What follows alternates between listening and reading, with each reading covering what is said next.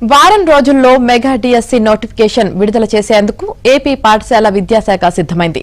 SC వర్గీకరణ roster పాయింట్లు రాగానే నోటిఫికేషన్ విడుదల చేయనుంది.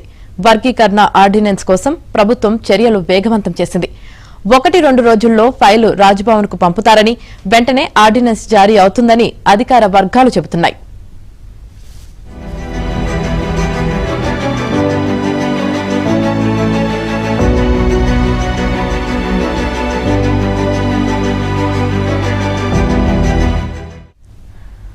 ఆర్డినెన్స్ జారీ కాగానే సాధారణ పరిపాలనా శాఖ రిజర్వేషన్లపై కొత్త రోస్టర్ విడుదల చేస్తుంది.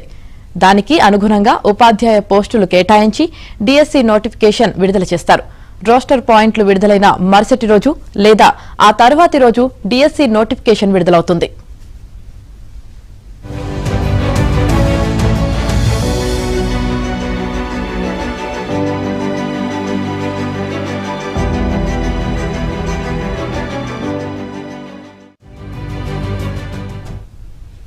ముందుగా ప్రకటించినట్లుగానే 16,347 పోస్టులతో డిఎస్సి నోటిఫికేషన్ ఇస్తారు.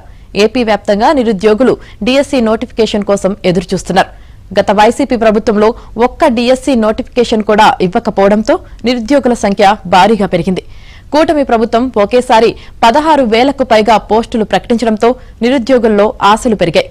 వర్గీకరణ ప్రక్రియ దాదాపు పూర్తి కావడంతో నోటిఫికేషన్ విడుదలకు మార్గం సుగమమైంది.